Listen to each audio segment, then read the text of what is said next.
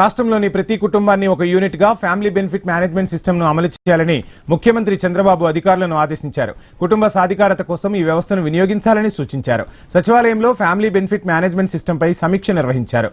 ప్రభుత్వం అందిస్తున్న వివిధ సంక్షేమ పథకాలు, పౌర సేవల్ని, ప్రభుత్వ శాఖల వద్ద ఉన్న సమాచారాన్ని క్రోడీకరించి పర్యవేక్షించాలన్నారు సీఎం. ఈ దిశగా స్మార్ట్ ఫ్యామిలీ కార్డును జారీ చేయాలని అధికారులను ఆదేశించారు చంద్రబాబు. రియల్ టైం గవర్నెన్స్ నిర్వహిస్తున్న డేటా లేక్ ద్వారా సమాచార సేకరణ జరగాలని సూచించారు. రాష్ట్రంలోని 1.4 కోట్ల కుటుంబాలకు జూన్ నాటికి క్యూఆర్ కోడ్తో కూడిన ఫ్యామిలీ కార్డును జారీ చేయాలని ఆదేశించారు. 25 రకాల వివరాలతో పాటు P4 లాంటి అంశాలను అందులో చేర్చాలని అధికారులకు సూచించారు.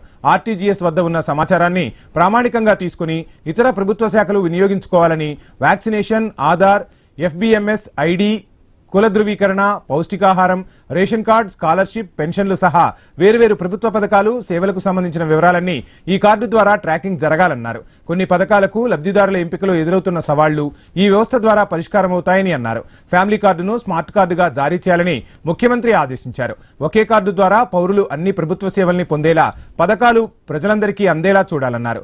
ఆధార్ సహా అన్ని వివరాలు ఈ ఒక్క కార్డు ద్వారానే తెలిసేలా రూపొందించాలని ముఖ్యమంత్రి సూచించారు.